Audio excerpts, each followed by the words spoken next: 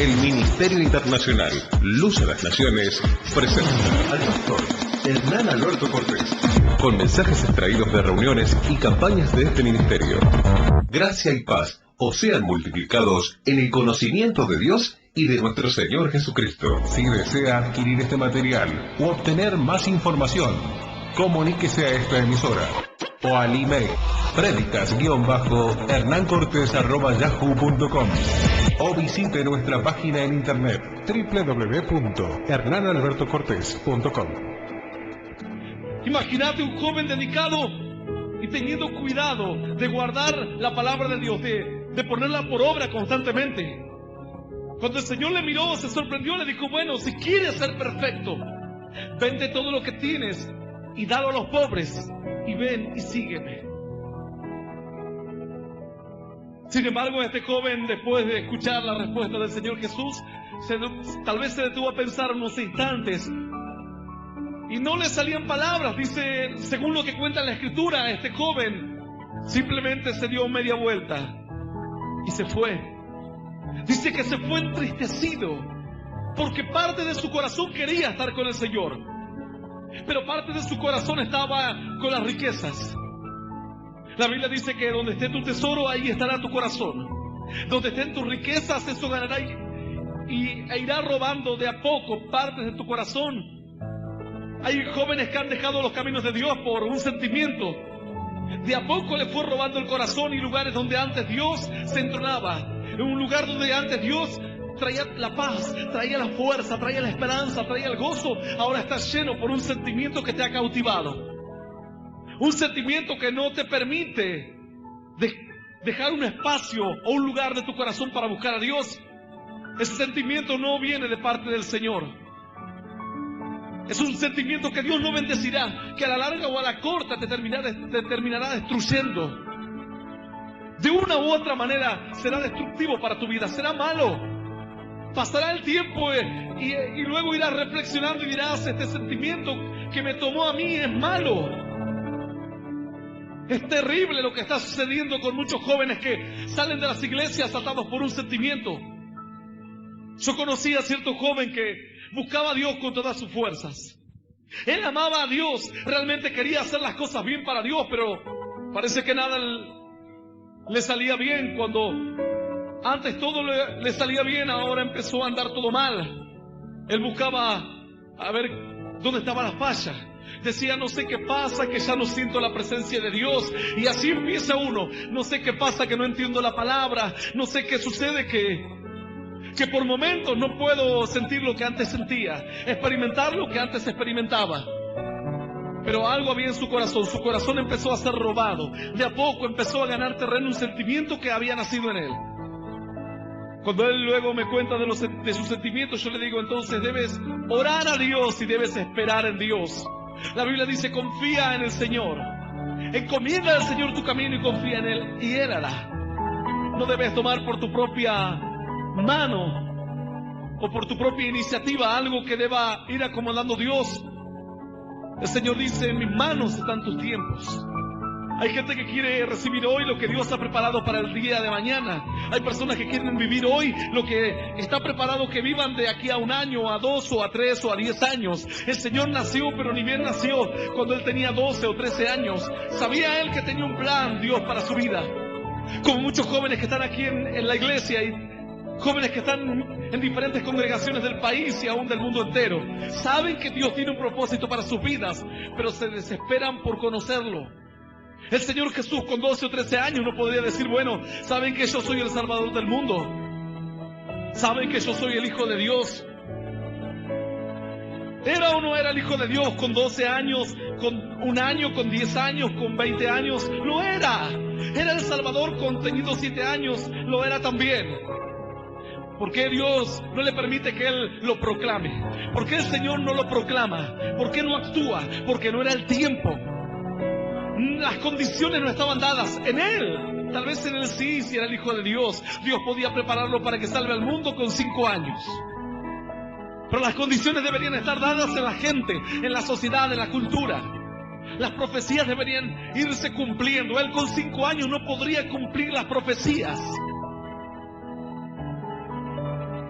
Porque las profecías hablaban de un padecimiento. Las profecías hablaban de un juicio y de una crucifixión, y nadie iba a crucificar a una criatura de 5 años. ¿Estás entendiendo? En Él estaban todas las cualidades. En tu vida tal vez hoy están todas las cualidades para que seas un tremendo siervo de Dios, para que impactes a los pueblos o a las naciones.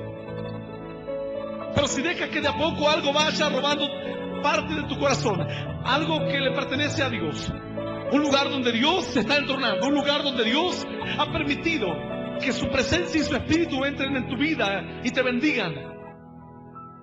El Señor no se proclamó como Jesús o como el Salvador del mundo. No se proclamó como el Hijo de Dios porque no estaban las condiciones dadas. Hoy tal vez hay bendiciones que llegarán a tu vida, pero no hoy, porque las condiciones no están dadas. Dios tenía que ir preparando el terreno. Aún más, Juan el Bautista iría preparando el camino. Enderezad el camino del Señor, dijo él. Todo monte será allanado y todo valle será levantado. ¿Para qué? Para que el camino que tenga que transitar el Señor Jesús por delante sea un camino que esté totalmente preparado. Un camino bien preparado. Las condiciones no estaban dadas, así que se cree que aproximadamente a los 30 años el Señor Jesús recién comienza el ministerio. Más o menos a los 30 años. En 3 años de ministerio Él pudo hacer lo que tal vez no podría haber hecho en 10 o en 20 años de un trabajo fuera de tiempo, a destiempo. Sin las condiciones dadas.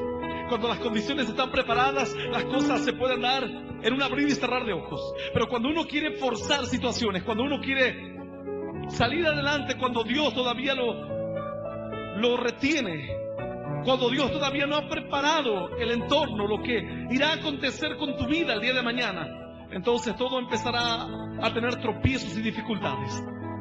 Una cosa es tener iniciativa personal, una cosa es ser una persona que busque que las puertas se abran, y otra cosa es encapricharte a querer lograr algo que por fuerza propia no lo podrás lograr jamás. Será lo que Dios quiere que seas. Actuarás en el tiempo que Dios quiera que actúes, según sus planes. Los planes de Dios tienen un tiempo. Hay otros planes. Alguno dirá: pastor, entonces yo no hago nada porque estoy esperando los planes de Dios. Los planes de Dios tienen un tiempo, pero hay otros planes que Dios los ha dejado sin tiempo. Hay actividades o situaciones que Dios solamente las ha reservado para manejarlas Él, según su pensamiento, según sus tiempos y según Él crea conveniente que las condiciones están dadas. Eso se llama soberanía de Dios, lo que solamente Él lo puede manejar. Pero hay una gran cantidad de actividades, hay una gran cantidad de situaciones que Dios las permite que las manejemos nosotros en el tiempo en que a nosotros se nos dé la gana. ¿Sabías esto?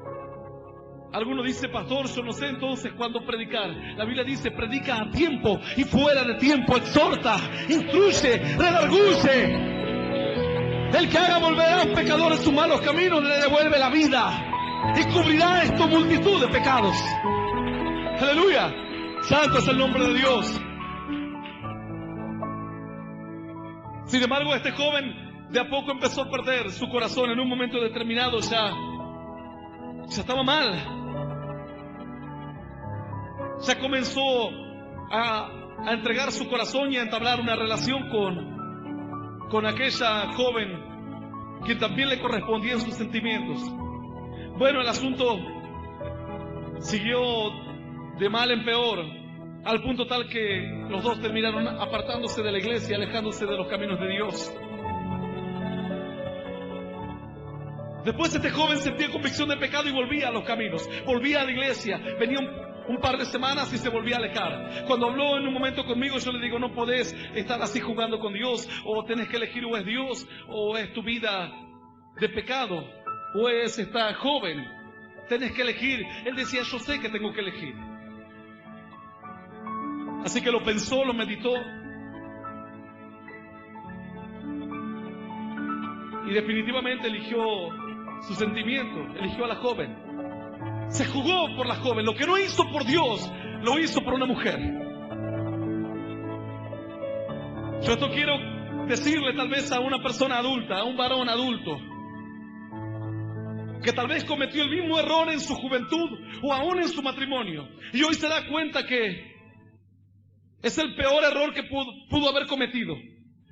Intercambiar o cambiar su familia, el amor de sus hijos, por una mujer o por el adulterio. Fue el peor error de su vida. Bueno, este joven en definitiva se jugó. Lo que no hizo por Dios, lo hizo por esta joven.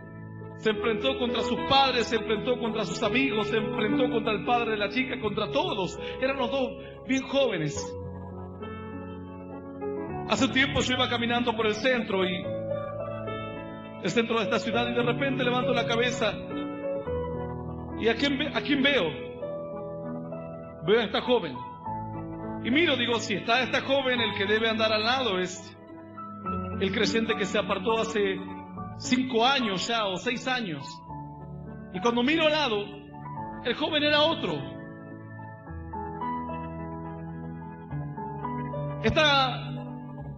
Esta jovencita se cansó de este creyente apartado y se consiguió otro. Es más, cierta persona me dice un día, ¿sabes qué? Aquella joven que se fue con el otro hermano de la iglesia sale con todo el mundo ahora. Parece que se destapó y se acuesta con cualquiera. Cambiaste la gloria de Dios por una mujer así. Cambiaste la gloria de Dios. Ahora entonces pusiste tu confianza en una mujer que te ayude ella, que te salve ella. En cuanto aparezca un hombre mejor o un joven, o en cuanto tengas problemas, se irá con otro. Bueno es el amor hacia tu esposa, bueno es el amor hacia tu esposo, bueno es el amor hacia tus hijos, pero más bueno y más excelente es el amor a Dios. Por lo cual, dice la Biblia, amarás al Señor tu Dios con todo tu corazón, con tu alma, con tu mente y con tus fuerzas. ¡Aleluya!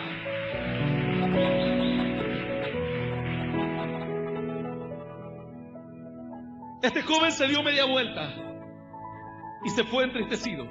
Dice que los demás que estaban así con el Señor miraron todo esto y el Señor dijo: cuán difícil es que un rico entre al reino de los cielos.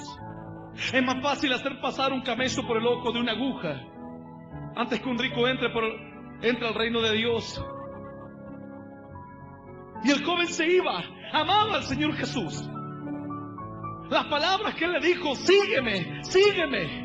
El Señor no tan solamente tenía preparado una vida eterna, sino también planes tremendos. Pero su corazón había sido ganado por las riquezas. Había cumplido todo. Era una persona buena, amaba al prójimo. Era una persona que tal vez no tenía maldad en su corazón porque guardaba los mandamientos. Y los mandamientos eran bien estrictos. Era una persona que no codiciaba a la mujer de su prójimo. Era un joven que no andaba en adulterio, no andaba en fornicación, no andaba en fiestas o en lascivias. Era un joven de bien. Así como hoy alguien dice: yo soy un pan de Dios, yo no le hago mal a nadie. O hay personas que dicen: no, si existiese un Dios, aquel vecino se merecería el cielo, porque es tan bueno. Es una persona tan amable, no tiene problemas con ninguna persona, no le hace mal a nadie. Pero sin embargo, por más que este joven había cumplido todo, había algo, una sola cosa que él no pudo cumplir. Y el Señor le dijo, cuando este joven le contestó diciendo: he guardado los mandamientos desde mi juventud. El Señor le dijo: no seas mentiroso. Aparentemente este joven decía la verdad. El Señor no le dijo: estás mintiendo, es un engaño lo que me estás diciendo. Verdaderamente había guardado los mandamientos. Pero, sin embargo, cuando el Señor le dice: bueno, entonces, ¿qué le pide Dios? ¿Pero por qué, si él cumplió todo, por qué el Señor se encapricha con pedirle algo que era imposible para él? Le dice: vende todo lo que tienes, véndelo, dalo a los pobres y sígueme. Había una sola cosa que el Señor sabía que él amaba más que cualquier otra cosa en su corazón. Por más que seas una persona muy buena, puedes ser una persona muy amable, puedes ser alguien muy honesto, puedes ser muy religioso, puedes cumplir todos los mandamientos, pero el Señor te pide todo. Él te pone a prueba. Me amas más que a cualquier cosa en tu vida. Eso fue lo que le quiso preguntar el Señor a este joven, diciéndole, no le dijo, deja de asistir a los bailes. No le dijo, deja los vicios, deja los juegos. El Señor le dijo, vende lo que tienes, dalo a los pobres y sígueme.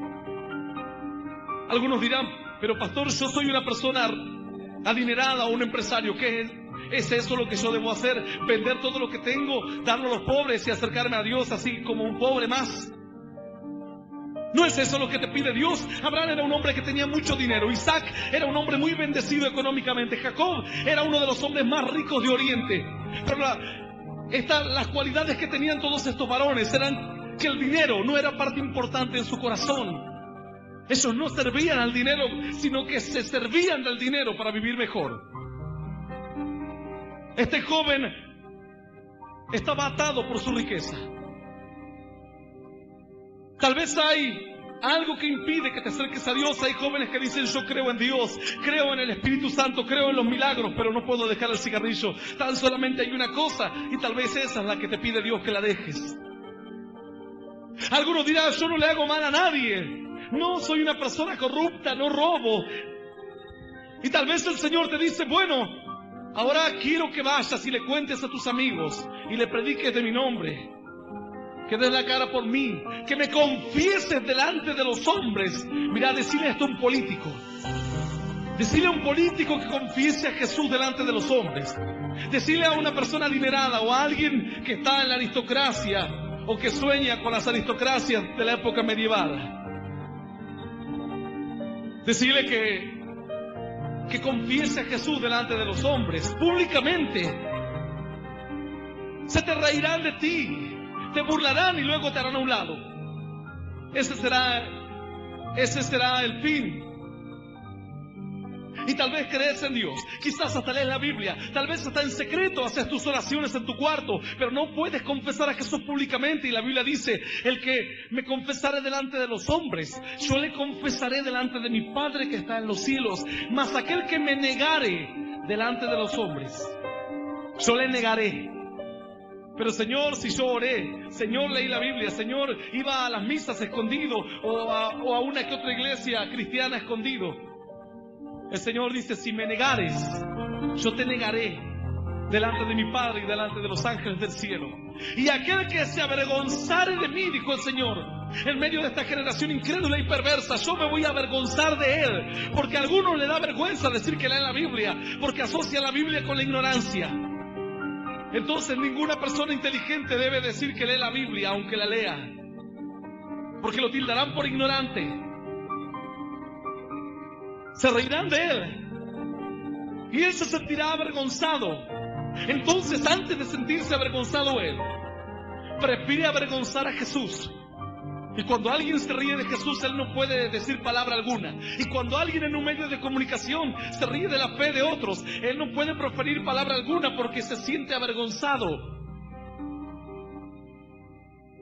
Entonces, con su silencio, deja que a Dios lo avergüence.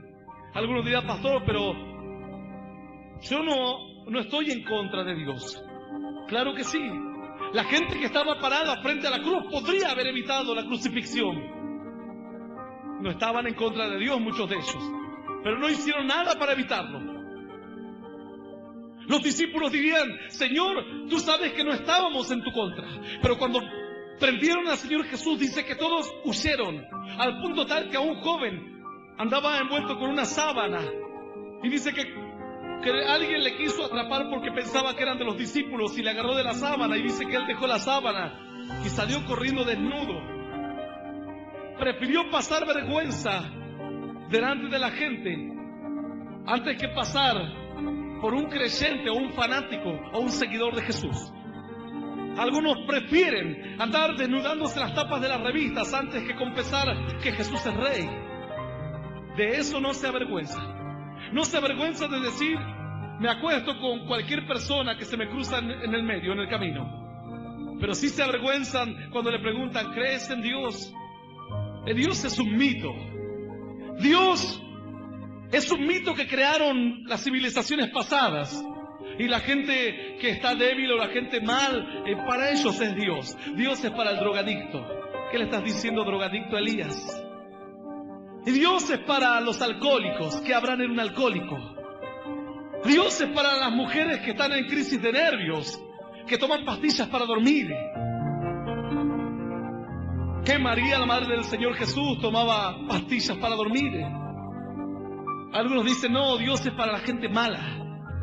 La gente mala sí, ellos necesitan ayuda. Nosotros los que no le hacemos mal a nadie, no. Dios es para ellos. Entonces, el intelectual no quiere pasar por necesitado, no quiere confesar su necesidad, prefiere pegarse un tiro en la cabeza y matarse de un día para otro, como muchos profesionales y hombres muy conocidos y famosos. Se matan día a día. Hoy me enteré de otra muerte tremenda, de un hombre reconocido internacionalmente, se mató igual. Prefieren matarse antes que echar una ojeada a la palabra de Dios. Erráis, dice la Biblia, porque ignoráis las Escrituras y el poder de Dios. Escudriñad las Escrituras, dice la Biblia, porque ellas dan testimonio de mí.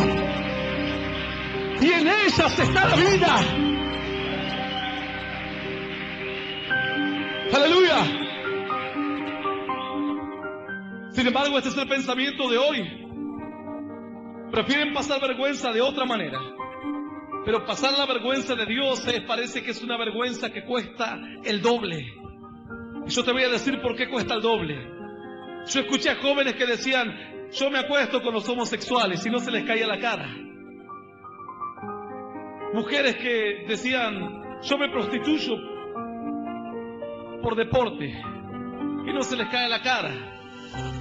Mujeres que confesaban públicamente que eran lesbianas con una sonrisa. Pero cuando alguien va a decir, yo creo en Dios, la vergüenza es el doble. Es por dos o más. Porque no tan solamente está en juego ahora lo que los demás pensarán de ti, sino que una opresión demoníaca viene a tu vida para hacerte negar el nombre de Cristo. Fue lo que ocurrió cuando Pedro tenía que confesar a Jesús y no podía. Sumado al temor que tenía, sumado a la vergüenza, sumado a la inseguridad de saber si le quitarían la vida por seguir a Jesús o qué. Había una opresión demoníaca tremenda. Pedro ya lo había experimentado, porque en un momento cuando el Señor Jesús iba a subir a Jerusalén, Pedro le dijo, Señor, no vayas a Jerusalén porque ahí morirás. No te conviene morir. El Señor le dijo, apártate de mí, Satanás. Hacía tiempo que Pedro ya estaba bajo una opresión demoníaca tremenda. Demonios que le querían meter pensamientos en su mente para errar la voluntad de Dios, para equivocarse de camino. La gente que tiene conocimiento, los que tienen dinero, los que tienen fama, no quieren confesar a Jesús porque es una vergüenza Jesús para ellos. Prefieren decir lo que está de moda, ir a verlo al Papa, e ir con una estampita, pero no decir lo que a la gente no le gusta oír. Si le dices a la gente que viven en pecado, la gente dirá, con tantas malas noticias, una más no queremos. Hay algunos noticieros que tratan de suavizar con noticias, nació un perrito en el zoológico, y aparece el perrito, guau, guau. Y dicen, qué bueno, y todo el mundo se ríe, mientras detrás hay una realidad terrible. Niños que son abusados. Niños que andan deambulando por la calle de a miles en Buenos Aires. Miles. Por donde quiera que han dado, por el trabajo que tenía que realizar, tenía que recorrer todo lo que es capital, el Gran Buenos Aires y aún más allá. Por donde he andado he visto la necesidad de cerca. Villas miserias que no tienen ni calle, ni vereda, son de tan angostos que son los caminos. Un desastre total. Nadie quiere hablar de una realidad. Tratan de esconder una realidad. Entonces tratemos de ponerle noticias de color y de darle esto a la gente para que la gente se olvide, porque la gente no soporta más pálidas. La gente no soporta pálidas que no le dan salida alguna. La gente no soporta al político que le promete que el año que viene, cuando cambie de gobierno, las cosas van a cambiar y no cambian. Del presidente que dice, cuando yo asuma, todo va a cambiar y nada cambia. Está cansada de esas pálidas. Pero si a la gente le das una pálida, pero si después alguien ve un cambio. A mí me dieron muchas pálidas en una iglesia. En un momento el pastor decía así, y así, y así. Yo decía, pero ¿qué se piensa? ¿Qué cree que es fácil ser una persona buena en un mundo en que si no son malos, pasás por gil? Yo decía, no puede ser así. No puede uno poner la otra mejilla cuando uno tiene que avivarse, porque si uno no se aviva, lo pasan por encima. Y me tiraban pálidas y pálidas. Pero mirá, si hubiesen sido por las pálidas, sin salida, yo no estaría aquí. He recibido muchos palos, muchas exhortaciones, pero también he visto el avance, he visto el cambio, he visto la transformación. Y eso me ha dado fuerzas para seguir adelante, para seguir avanzando, para seguir recibiendo la exhortación de Dios. ¡Aleluya! Digno es el Señor. La Biblia habla de aquel joven que se acerca al Señor Jesús, diciéndole, ¿cómo debo hacer para entrar al reino de los cielos? El Señor Jesús entonces le reclama el cumplimiento de la Escritura, porque nada tiene sentido si no cumplo la Escritura. Si mi vida no está basada en la palabra de Dios, todo empieza a perder sentido. Puedo estar formando parte de una religión más, puedo estar formando parte de una tradición, parte del sistema social, político, pero no parte de los hijos de Dios. El Señor le reclama lo siguiente diciéndole, ¿has hecho un estudio bíblico? No le dice así. Y ciertamente el Señor le estaba diciendo luego, sígueme. No le dice, ¿cuánto conocimiento tienes? ¿Quiénes son tus padres? ¿Tienes un apellido importante? El Señor le pregunta, ¿has guardado la palabra? ¿Guarda los mandamientos de Dios? Él le dice, los he guardado desde mi juventud, pero el Señor le dice luego, entonces, ve y vende todo lo que tienes, reparte a los pobres y sígueme. Dice que cuando escuchó esta respuesta, aquel joven, la palabra no cuenta que haya respondido palabra alguna. Él se da media vuelta y se pone mal, y dice la Escritura que entristecido da media vuelta y se va, dejando atrás al Señor Jesús, y se dirige hacia su propio destino. Él se había marcado el destino. Su destino ahora era el dinero. Vivir una vida cómoda, vivir una vida sin preocupaciones. Por así dicen que el último en convertirse es el bolsillo. Este estaba reconvertido, pero el bolsillo no lo tenía convertido. Yo no sé cuántos jóvenes ricos me están escuchando. Tal vez no seas un joven, pero tu vida es un ejemplo, es un símbolo. La vida de este joven es un símbolo de la vida de muchos creyentes que le han entregado todo a Dios, menos un diezmo, menos una ofrenda. Le han dado todo a Dios, pero hay una parte de su vida que no se termina de convertir nunca, menos su carácter. Le dieron todo a Dios, menos el jugarse por el Señor, dar la cara por Cristo, publicarlo delante de los hombres. Entonces de nada sirve que guarde las Escrituras, que guarde los mandamientos, que vayas a una iglesia, que vayas a misa, comas hostia todos los días, o hagas lo que hagas, o vayas a escuchar las predicaciones de un pastor. De nada te servirá si en tu vida no hay una conversión. Según mi Biblia, en el libro de Jeremías dice, por tanto así dijo Jehová, si te convirtieres yo te restauraré, y delante de mí estarás, y si entresacares lo precioso de lo vil, serás como mi boca. Conviértanse ellos a ti, y tú no te conviertas a ellos.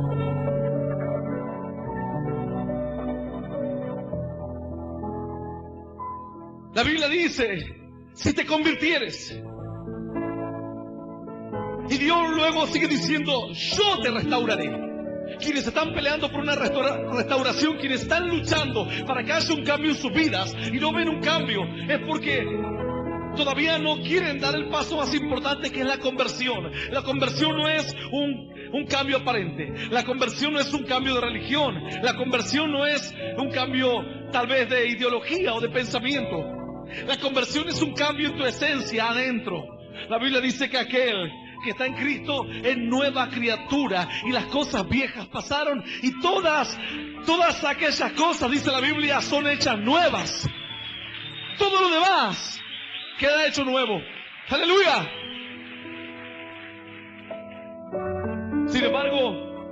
Muchos quieren evitar el trabajar sobre su conversión. Puedes estar en una iglesia y no ser convertido. Una vez hablaba con alguien que servía a Dios y estaba muy mal, muy enojado. Y dice, pero porque yo me convertí hace algún tiempo. Yo le digo, hace cierto tiempo aceptaste a Jesús, pero ¿cuándo te convertiste? Hay algunos que están en un púlpito parados predicando que todavía no se convierten. Gente que tiene problemas personales con otros. Personas que no dejan el orgullo en su corazón, no dejan la ira, el enojo. No dejan que Dios actúe. Puedes estar hoy predicando en un púlpito, pero no estar convertido. Cuando Dios le da esta palabra al pueblo de Israel, le da esta palabra desde el más pequeñito hasta el más grande. Todos deberían escuchar este mensaje y todos deberían reflexionar en esta palabra. Aún los sacerdotes, la Biblia cuenta que aún los profetas, aún la gente que estaba en el templo de día y de noche, muchos de ellos todavía no estaban convertidos. Había un principal sacerdote llamado Pasur. Cuando escuchó a Jeremías hablar estas palabras, Jeremías decía, conviértanse. Dios les manda a que se conviertan, que se arrepientan, que se vuelvan de sus malos caminos. Cuando Pasur escucha esta profecía, dice que manda a traer a Jeremías y le dice, Jeremías, ¿qué es lo que ando escuchando yo por ahí que estás diciendo? Así que lo puso en el cepo y lo sacó afuera para que la gente lo mirase. Lo dejó en la puerta del templo de Dios. Jeremías en el cepo. Entonces Jeremías estaba ahí, atormentado. El cepo era una especie de palos en el cual entraba tu cabeza y tus manos y luego se cerraba y quedabas con tu cabeza y tus manos ahí colgadito todo el día. Era algo tremendo. Entonces Pasur agarró a Jeremías y le dijo, Jeremías, vos estás loco. Luego cuando Jeremías siguió predicando, otro varón vino y le dijo, Jeremías, vos estás muy mal. Lo tiraron en una cisterna y le dijeron, ciertamente ahí te quedarás y te morirás por hablar tantas barbaridades. Dios no nos puede exigir tanto. Dios no nos puede reclamar algo que está lejos de nuestro alcance. Sin embargo, Dios le daba palabra a Jeremías y Jeremías le daba la palabra al pueblo. El pueblo debería entender la palabra. No porque sea imposible puedes negar la voz de Dios. No porque sea difícil puedes decir que lo que Dios te manda no viene, o que lo que alguien te enseña no viene de la mano de Dios. Cuando alguien encuentra algo difícil en el camino del Señor, tiende a descalificar esto y a atribuírselo al hombre, a la persona, no a Dios. Porque dicen, Dios no puede ser tan severo, Dios no puede ser tan duro con la gente. Sin embargo, ninguno de los que estaban en aquellos días en Israel estaban convertidos. Y la falta de conversión lleva al hombre a un estado tan crítico, a un estado tan malo, en que ni los niños se sienten bien en un hogar cristiano. Dicen, ¿por qué no me siento bien si mi mamá va a la iglesia? Lo que pasa es que tu mamá no está convertida. ¿Por qué me siento mal si mi papá y mi mamá van a la iglesia? Porque no están convertidos todavía. Si esta mujer, esposa de un creyente, agarró un día y se fue, de un momento a otro se fue y engañó a su marido, y como tardó muy poco, volvió después de algunas horas o después de ciertas horas, volvió a la casa. Hoy convive normalmente con su marido.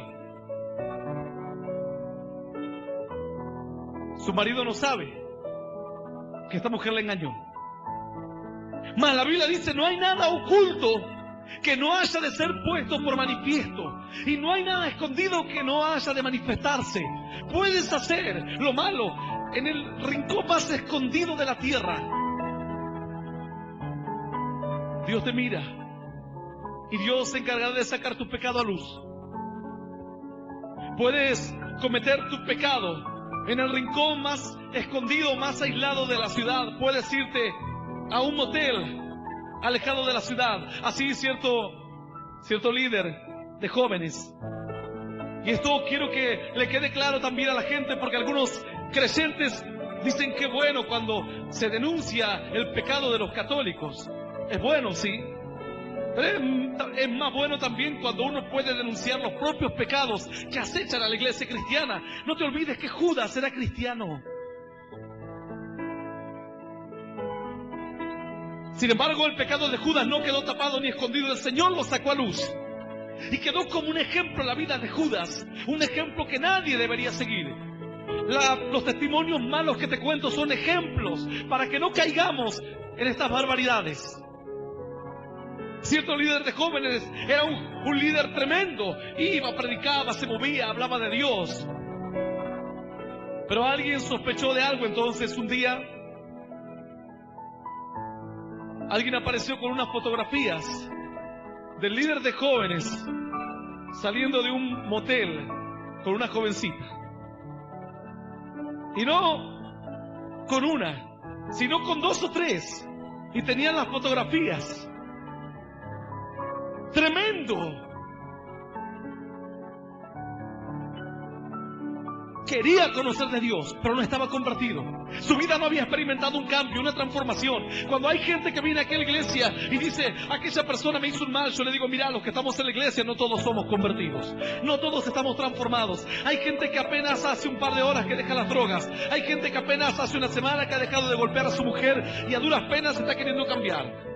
Así que si vos piensas que cuando entras en una iglesia, entras a un lugar en donde están todos convertidos, estás equivocado. Tal vez la mitad de la congregación está convertida. Tal vez el 30% de la congregación realmente está convertida. Tal vez el 10% de la congregación realmente esté convertida. Yo no sé cuántos aquí en este lugar están convertidos de verdad. No quiero que me lo respondas a mí, respóndetelo a vos. He visto muchos jóvenes, matrimonios incluso, ancianos, entrar a la iglesia, recibir un milagro de Dios, estar por 1 o 2 años y luego apartarse y perderse nuevamente en el mundo, sin distinción de edades, de sexo, tal vez ni de condición social. ¿Por qué? Porque no hay una conversión. Si no hay una conversión, entonces no podrás afirmarte jamás en Dios. Hoy estarás allá arriba y mañana estarás en el pecado más bajo en el mundo. Aquella persona que está convertida no se aparta de un día para otro.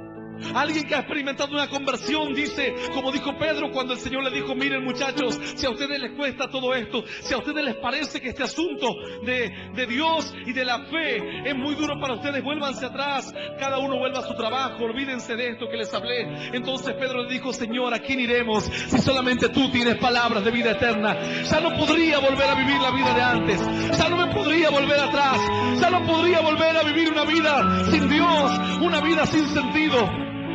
¡Aleluya! Si tú no estás, ¿a dónde iremos? Aquel que ha experimentado un toque profundo de Dios no puede volver atrás. Y si vuelve, se dará cuenta que no hay lugar para él, sino en el corazón de Dios. No pertenece al mundo, porque Dios lo ha marcado. Y hay situaciones, y hay momentos, y hay cosas que él ya no podrá compartir jamás con el mundo. Jamás.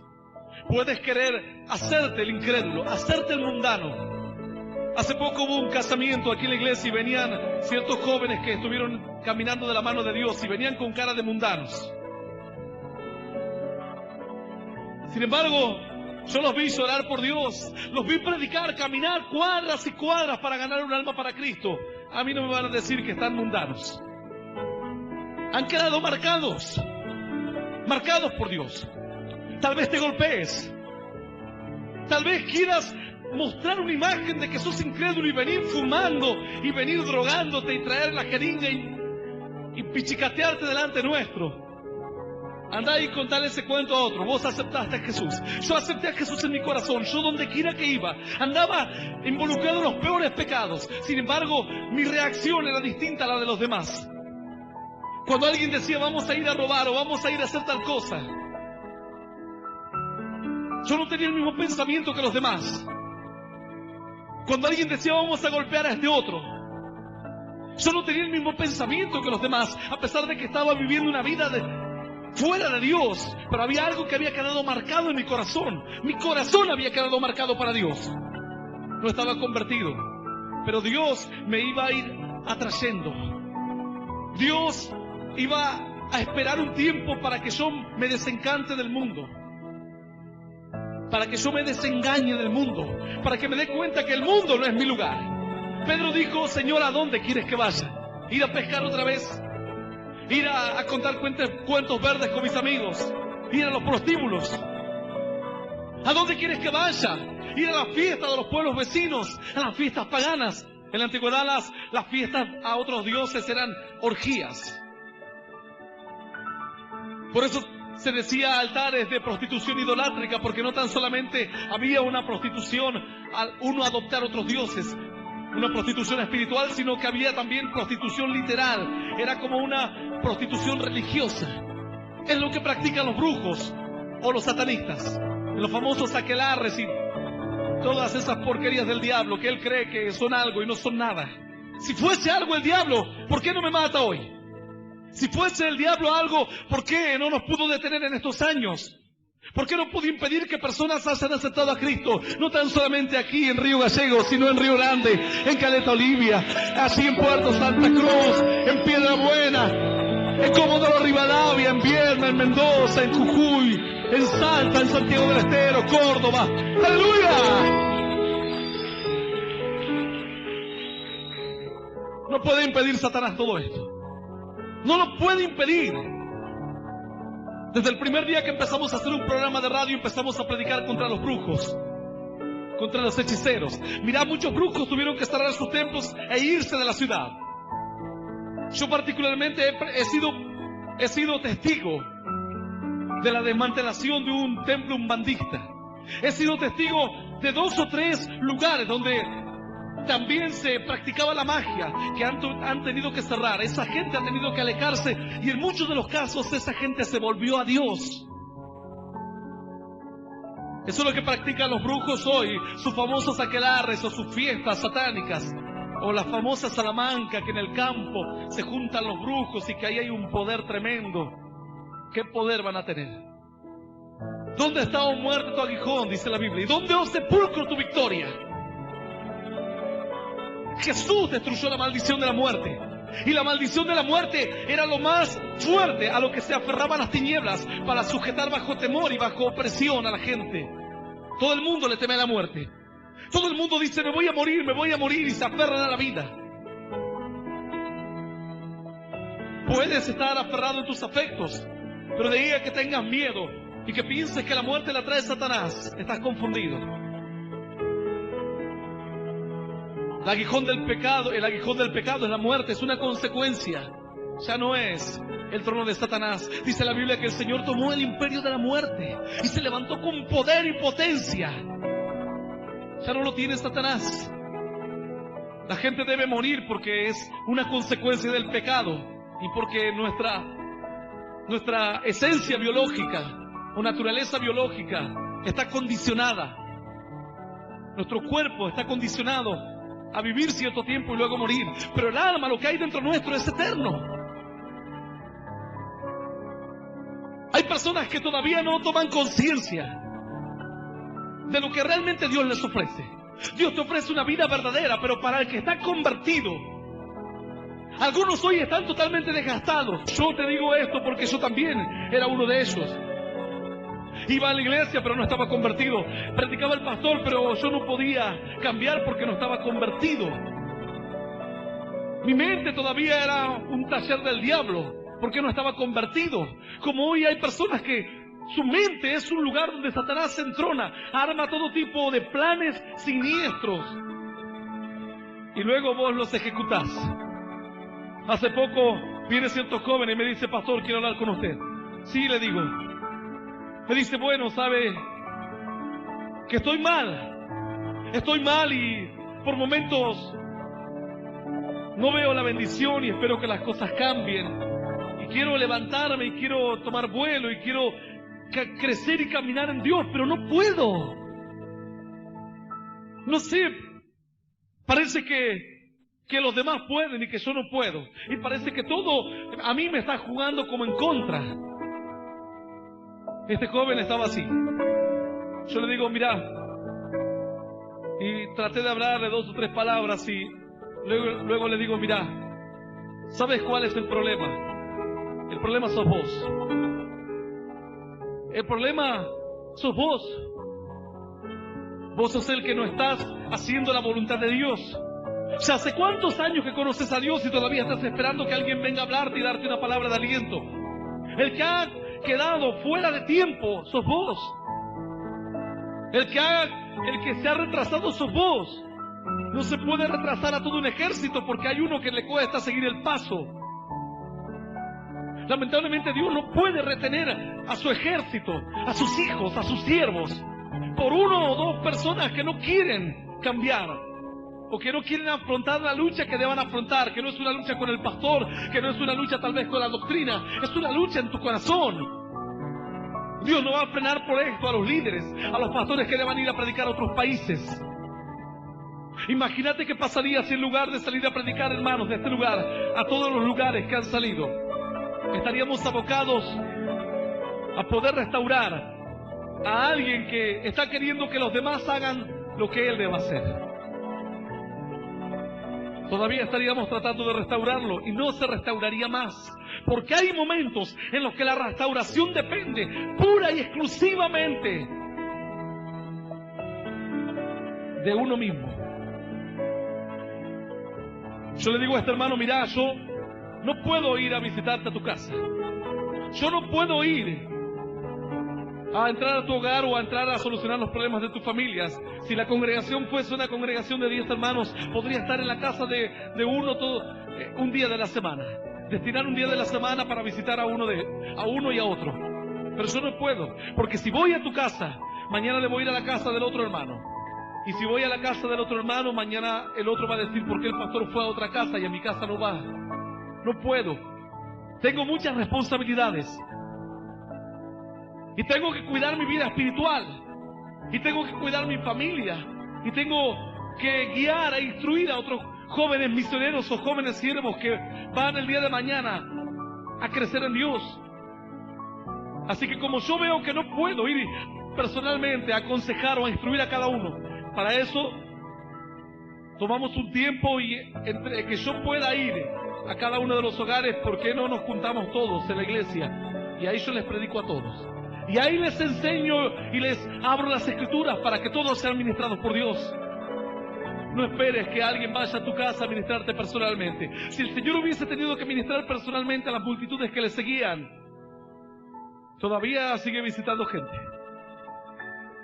Bueno es visitar a una persona. No digo que no se deba hacer.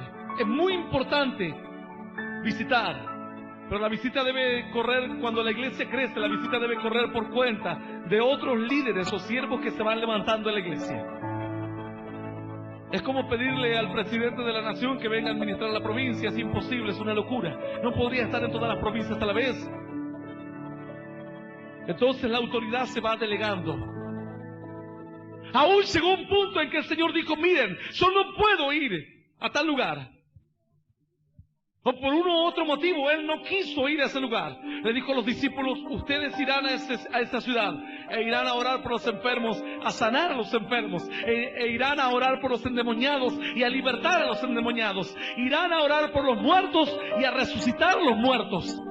Él no podía hacer toda la tarea. Un hombre no puede contener a miles de personas. Entonces el Señor Jesús le da la bendición a cada uno de ellos, y ellos dice que van a los pueblos y van a las aldeas. Entonces la gente ahora estaba siendo visitada, tenía una atención personal, no con Jesús, gente que Jesús había levantado. Entonces luego cuando ellos vuelven, dice que venían tan contentos que decían, Señor, los demonios se nos sujetan en tu nombre. Señor, hemos sanado enfermos en tu nombre. Los muertos se levantan en tu nombre. Cuando se lleva a cabo esta tarea, hay una doble edificación. Por un lado, ya no es una persona sobre la que recae todo el peso de la iglesia. ¿Qué tal si esta persona se enferma y tiene que estar 3 o 4 meses postrada? ¿Qué? ¿Decaerán tus brazos? ¿O decaerás en la fe? Tu vida no debe depender de un hombre, tu vida debe depender de Dios. Y de aquella persona que en un tiempo determinado Dios te ponga para edificarte espiritualmente.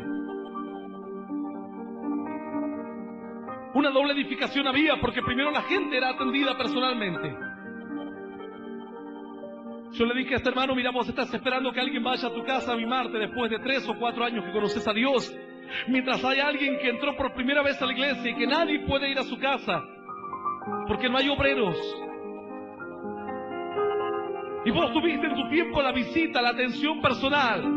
Alguien estuvo encima tuyo para instruirte, para darte ánimo, para infundirte aliento. Y todavía seguís esperando que alguien esté encima tuyo. No es el tiempo de que vos vayas a hacer lo mismo por otros. Entonces habrá una doble edificación. Aquella persona que está esperando que alguien le visite recibirá una visita. Aquel que está esperando charlar y tener un trato personal con alguien lo tendrá. Y por otro lado, ese alguien que está mal, que está débil, empezará a sentirse útil para la obra de Dios. Empezará a sentirse apto para el reino de los cielos. Yo le comentaba a este hermano que en momentos muy duros de mi vida espiritual, tomé la decisión de seguir cumpliendo la tarea de Dios. Y cuando yo iba a predicar a alguien, mientras le predicaba, esa persona era bendecida, pero yo era más bendecido todavía. Porque si cuando antes de salir a predicar estaba mal o desanimado, después de que vine o de que vi que 1 o 2 personas aceptaron a Cristo, se quebrantaron y lloraron y se fueron con esperanza a sus hogares, yo vine así como vinieron los discípulos, contentos, diciendo: Señor, han recibido tu bendición, ahora tienen una esperanza, ahora las cosas pueden cambiar en su vida. ¡Aleluya!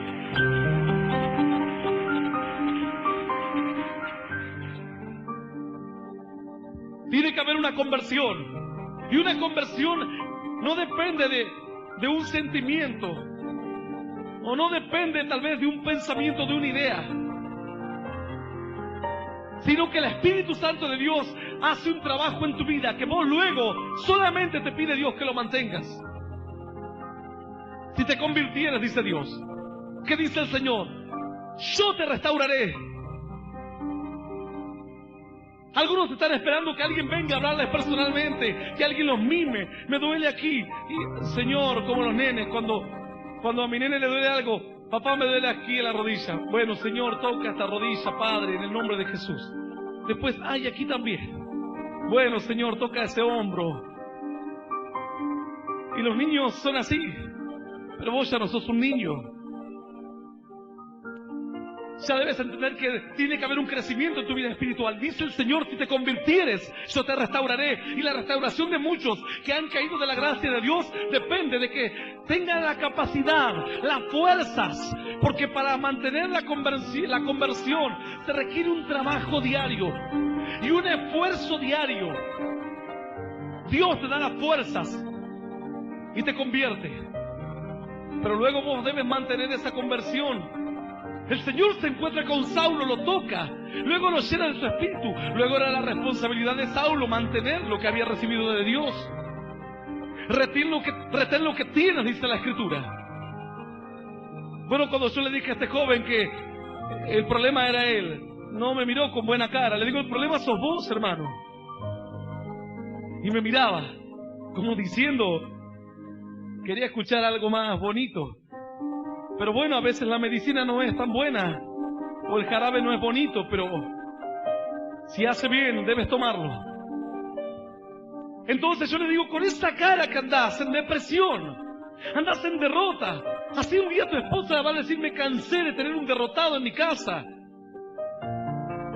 me cansé de tener un depresivo en mi casa. ¿A quién le gusta estar con una persona depresiva? Con alguien que no tiene ánimo ni victoria. Una cosa es que tengas luchas un día en la semana. Supongamos que son 2 días. Supongamos, vamos a darte changuín, como dicen aquí en Argentina. 3 días. Vamos a ser aún más generosos. Supongamos que estás luchado 4 días en la semana. De los 7, 4 pasaste luchas tremendas. Pero de los 7 días de la semana, están los 7 días luchados. Es una barbaridad. ¿Quién va a aguantar a una persona que no le sale una sonrisa ni de casualidad? Se levanta en depresión, se acuesta en derrota, se levanta el otro día en queja, se acuesta criticando. Ni tus hijos te irán a aguantar. Mañana tus hijos serán prácticamente lo mismo que vos seas. Dicen de tal palo, tal astilla, serán astillas de tu palo. Serán jóvenes que no sepan encarar la vida y que cuando tengan un problema ya saben cuál es la salida, la depresión, la crítica, tal vez el ofender a alguien, porque eso es lo que él aprendió. La Biblia dice que el ánimo del hombre soportará la enfermedad, pero ¿quién soportará el de ánimo caído? Yo no lo soporto.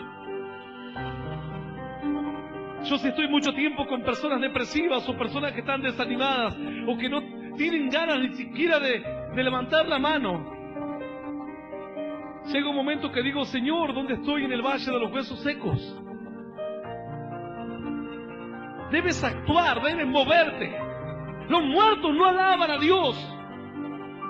Dice que en un momento cierta persona se acerca al Señor Jesús y le dice, Señor, queremos saber si los muertos resucitan o no resucitan. Porque había dos ideologías dentro del grupo de las personas, de los sacerdotes o de los escribas. Uno eran los fariseos y otros los saduceos. Unos creían en la resurrección de los muertos y otros no creían en la resurrección de los muertos. Entonces el Señor Jesús se dirige a ellos y les dice, ¿acaso no sabéis qué es lo que dice la Escritura? El Dios de Abraham, el Dios de Isaac y el Dios de Jacob. Dios no es un Dios de muertos, sino un Dios de vivos. Un Dios de alguien que actúa, que se mueve, que da señales de vida aquí en la tierra.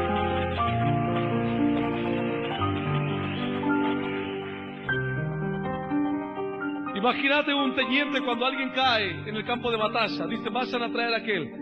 Teniente, pero está muerto. No importa, vayan a traer porque para que no le haga más agujeros al cadáver.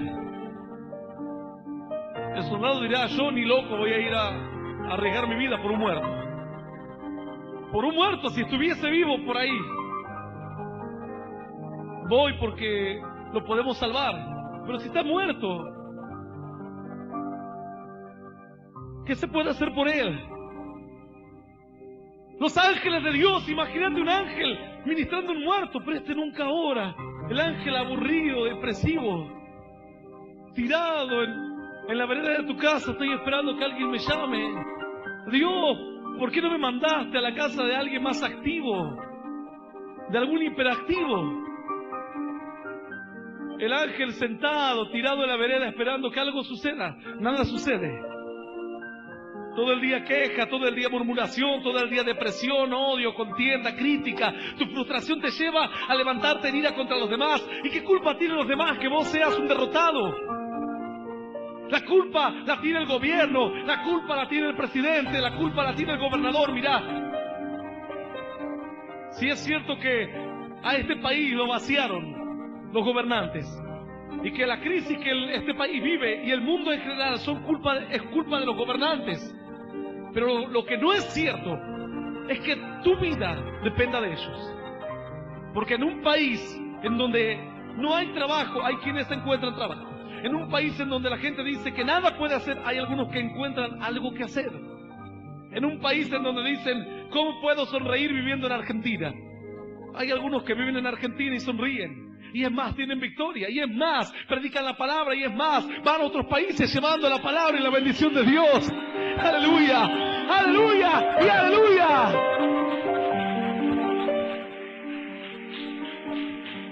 ¡Santo es el Señor!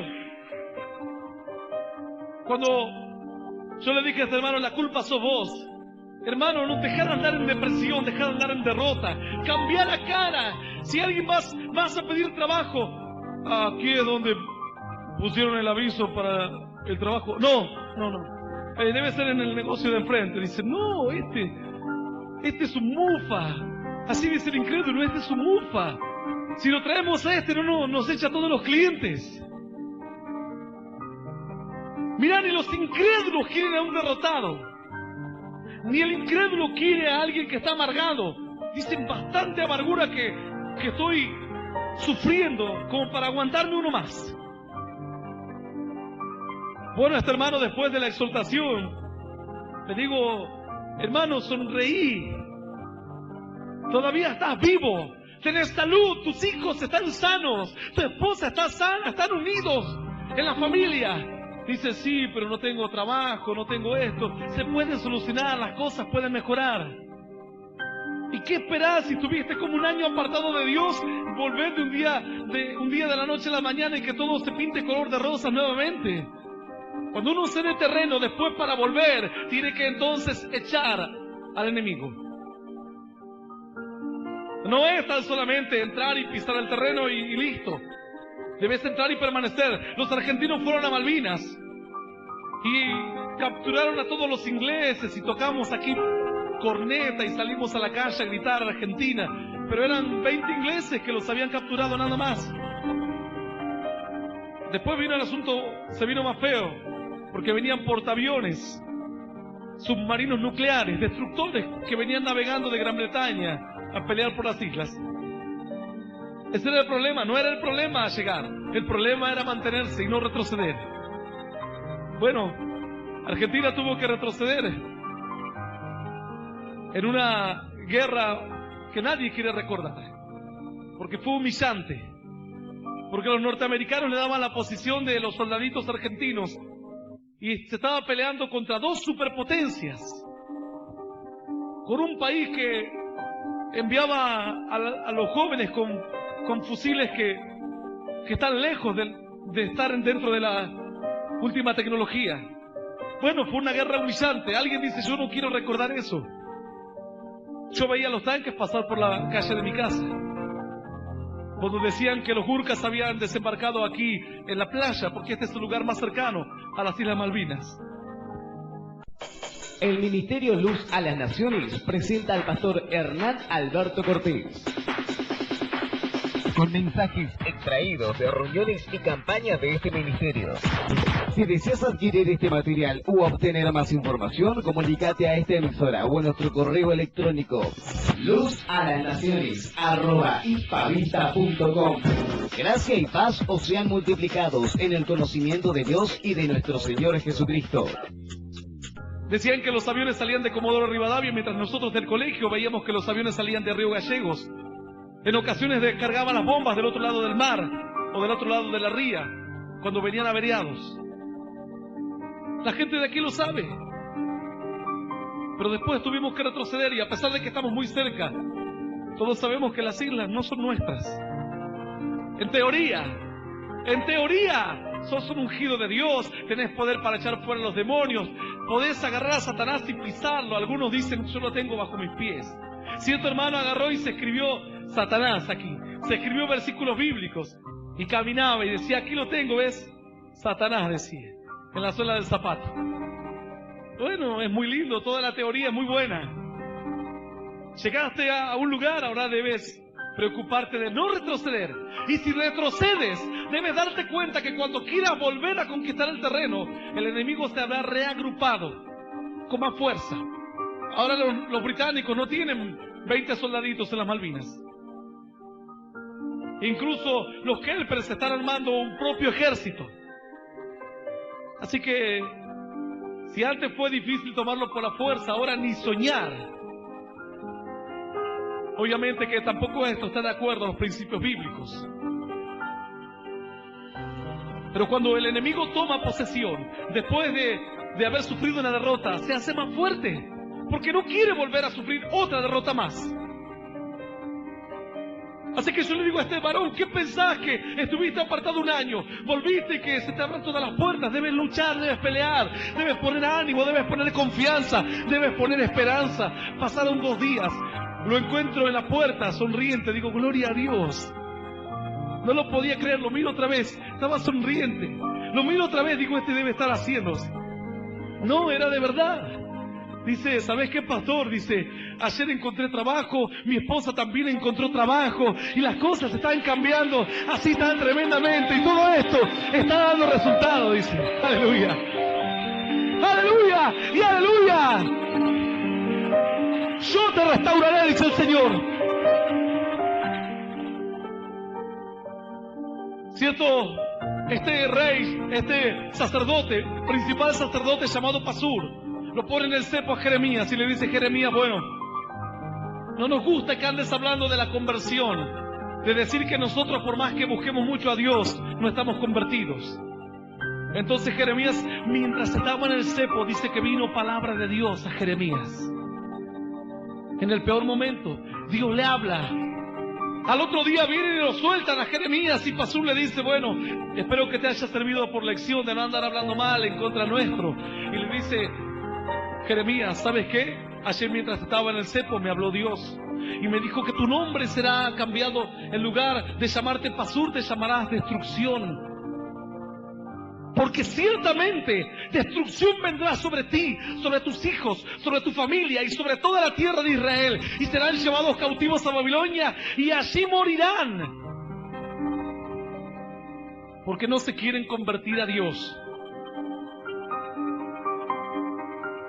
Y le dice Jeremías, y todo esto hará Dios, porque ustedes se engañaron falsamente a mi pueblo diciéndole que está todo bien, cuando no está todo bien. Diciéndole que todo les va a ir bien, cuando hay que hablarle la verdad. Yo debo hablarte en esta noche la verdad. No debo decirte está todo bien si mañana te veré fumando por la calle. Debo decirte la verdad. Si no te conviertes, te será prácticamente imposible permanecer en Dios. No se puede fingir. Uno puede fingir durante 1 año, 2 años, 4 años, 10 años. O no puede fingir ser un creyente durante toda tu vida. Y hay personas aquí que recién empiezan a vivir la vida y que les toca vivir 40 o 70 años por delante. No vas a poder fingir todos esos años. Necesitas algo genuino y verdadero, la conversión. Ciertamente el profeta Jeremías dio aquella profecía ese día. Y luego a Jeremías le dijeron, bueno, este está loco, déjelo. En la próxima vez le decía Pasur, te vamos a hacer peor todavía.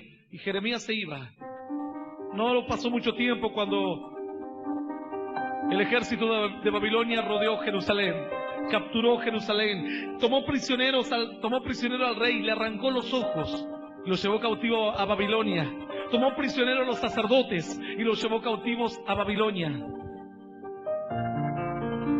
Prácticamente la mayoría de los que salieron en adultez de Jerusalén murieron en Babilonia. Así murieron. Pero si hubiesen escuchado esta palabra antes, que dice, por tanto así dijo Jehová, si te convirtieres, yo te restauraré y delante de mí estarás. Y si entresacares lo precioso de lo vil, serás como mi boca. Conviértanse ellos a ti, y tú no te conviertas a ellos. Entresacar es una de las palabras que le habla Dios al pueblo de Israel. Y esa palabra entresacar le hablaba de que ellos tenían todavía cosas buenas mezcladas con muchas cosas malas. Y debían seleccionar, tener sabiduría y empezar a seleccionar. Esto me va a edificar, esto no me va a edificar. La Biblia dice que el reino de los cielos es semejante a una red que un hombre lanza al mar y después de que la hubo lanzado recoge una gran cantidad de peces y luego las trae a la orilla, y cuando las hubo traído a la orilla abre la red y empieza a recoger los peces y a separar los peces grandes y los peces pequeños. Una red a veces no tan solamente trae peces. Nosotros una vez estábamos pescando en Caleta Olivia con unos hermanos. Muy rara vez yo suelo pescar, pero ese día dice, no, pastor, vamos a pescar. Aquí salen unos pejerreyes impresionantes, dice. Y de noche, porque a esta hora nosotros ya le tomamos el tiempo, a esta hora es la hora del almuerzo, de la cena, dice. Dice, no, esta hora es la hora que ellos comen. Entonces fuimos a pescar. Y verdaderamente salen muchos pejerreyes ahí en Caleta Olivia. Pero ese día tirábamos el anzuelo y estábamos ahí. Y de repente empezó a picar. Uno dice, sí, acá. Y el otro también empezó a picar. Y cuando sacamos, eran 2 pez sapos. El pez sapo es como un sapo con aletas. Tal cual. Fue lo único que sacamos. Estuvimos como 4 o 5 horas ahí. La marea subió, estaba baja, luego subió, no sacamos nada. Cuando uno trae una red del mar, trae peces y trae una vieja del agua, un pez sapo. Pero que no seas una vieja del agua. Espero que seas un dorado, un salmón. No sé, alguno dice, pastor, yo un surubí porque soy gordito. Bueno, un surubí.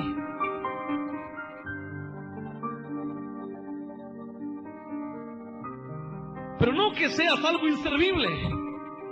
Si entresacares, dice Dios, debes mirar tu vida y decir, por el hecho de que vaya a la iglesia no me hace perfecto. Debo tener cuidado en ver qué hay en mi corazón y sacar lo que no es bueno para Dios, lo que no edifica. Esta gente que fue cautiva a Babilonia sufrió lo peor. En la antigüedad no era arrancar los ojos, no era ponerle una venda y jugar al gallito ciego. Literalmente le arrancaban los ojos.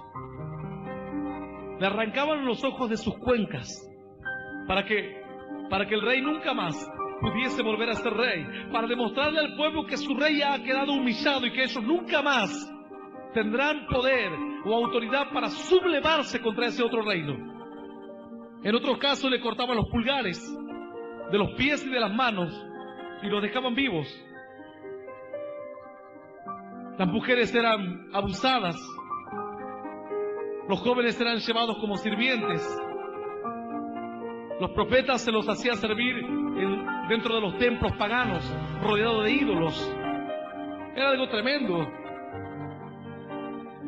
Este pueblo sufrió de una forma tremenda, pero si hubiesen escuchado la voz de Dios, Dios le decía, si te convirtieres. Algunos hoy están a tiempo, mañana tal vez sea tarde, mañana quizás caigas en lo peor, hoy estás a tiempo.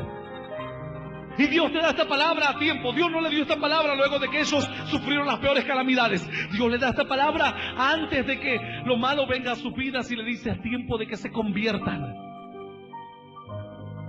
Es tiempo de que se vuelvan a mí de todo corazón. Y promete Dios diciendo, no tan solamente te restauraré lo que estás esperando, lo que decís, no sé cómo restaurarme, convertite. No sé por qué no siento lo que sentí antes, por qué no estás convertido. Dice Dios, te restauraré y delante de mí estarás. Delante de su presencia.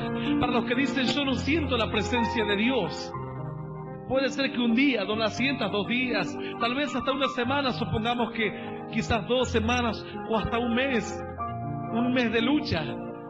Daniel tuvo 21 días de lucha, supongamos que un mes de lucha, pero no puedes decir, hace 6 meses que no siento la presencia de Dios, hace 3 meses que no siento la presencia o la plenitud de Dios, hace 2 meses que estoy hueco, vacío, seco por dentro. Delante de mí estarás, dice el Señor. Él no esconderá su rostro hacia ti. Yo te invito a que te pongas de pie hoy. Dice el Señor, conviértanse ellos a ti. Tú no te conviertas a ellos. No te conviertas y no tome las malas mañas de un creyente que vive mal y que es un creyente hueco. Tenés que serle un ejemplo para que ese creyente que está mal te mire a ti y diga, así debo estar yo. Dice el Señor, y te pondré en este pueblo por muro fortificado de bronce, y pelearán contra ti, pero no te vencerán, porque yo estoy contigo para guardarte y para defenderte, dice Jehová. Yo no sé si alguien que está escuchando este mensaje, alguien que ha sido tocado por Dios, alguien que se da cuenta que necesita una conversión en su interior, está dispuesto a poner de lo suyo, sus fuerzas, para mantener lo que Dios te vaya a dar. Yo quiero hacer una oración por estos hermanos que aún no están convertidos, o que en un tiempo estuvieron convertidos y luego se dieron terreno a Satanás. Y ahora Satanás se reagrupó. La Biblia dice que vienen 7 demonios peores. Se reagrupa Satanás. Y para volver a tener lo que tenías antes, hay que hacer un esfuerzo doble, tal vez triple. Quizás un esfuerzo que está lejos de tu alcance, pero la Escritura dice que cuando terminan tus fuerzas, comienzan las fuerzas de Dios. ¡Aleluya! Lo imposible para el hombre, posible es para el Señor. Santo es el Señor. Todos aquellos que se hayan sentido identificados por este mensaje, yo quiero que cierres tus ojos. Los demás también lo hacemos en señal de reverencia y de respeto a Dios. Pero quiero hacer una oración especial por los que aún no experimentan una conversión, por los que han cambiado de religión pero nunca nacieron de nuevo, o se dan cuenta que algo anda mal en su vida espiritual. Cierra tus ojos, vamos a orar a Dios. Padre de los cielos, Rey de misericordia y Dios bueno, Señor, oramos Dios en este momento y oramos, Padre, creciendo en tu palabra, atendiendo a la voz de tu palabra que nos ha hablado de una conversión tremenda, Señor. Pido, Dios, por aquellos que han caminado en tus caminos por muchos años y que aún no conocen lo que es estar convertido. Ruego, Señor, por los que están peleando la buena batalla, pero en un momento de sus vidas han flaqueado y han cedido terreno a Satanás, Señor. Pido, Dios, que venga tu Espíritu y les dé ahora, Señor, una bendición especial. Fuerzas para echar fuera a todo demonio. Fuerzas, Señor, para dejar la ira. Fuerzas para dejar los vicios, el enojo, la crítica, la contienda, Señor. Que vengan fuerzas de Dios. Fuerzas especiales, Señor, sobre la vida de aquel que está hoy deprimido, de aquel que no tiene ánimo ni siquiera para seguir peleando. Señor, conviértelo, Padre, por medio de tu gracia. Y luego proveele las fuerzas para que Él pueda sostenerse en fe, en poder, en autoridad. Desde aquí, Señor, desde este lugar, unidos en oración con los hermanos, Señor, desatamos una batalla espiritual contra Satanás, el diablo. Satanás, diablo, ato en esta noche todos tus espíritus inmundos que han salido a destruir a los creyentes. Quebranto tus fuerzas, doblego tus trabajos de brujería, de hechicería, de macumba, de umbanda, de quimbanda, de vudú. Deshago toda fuerza del mal en el nombre de Jesús de Nazaret. En el nombre de Jesús de Nazaret transformo toda la maldición en bendición. Planto bandera de poder, de autoridad y de victoria, y declaro que el milagro ha ocurrido en el nombre del Padre, del Hijo y del Espíritu Santo. Amén. El Ministerio Internacional Luz a las Naciones presentó al pastor Hernán Alberto Cortés, con mensajes extraídos de reuniones y campañas de este ministerio. Gracia y paz os sean multiplicados en el conocimiento de Dios y de nuestro Señor Jesucristo. Si desea adquirir este material u obtener más información, comuníquese a esta emisora o al email predicas_hernancortes@yahoo.com o visite nuestra página en internet www.hernanalbertocortes.com.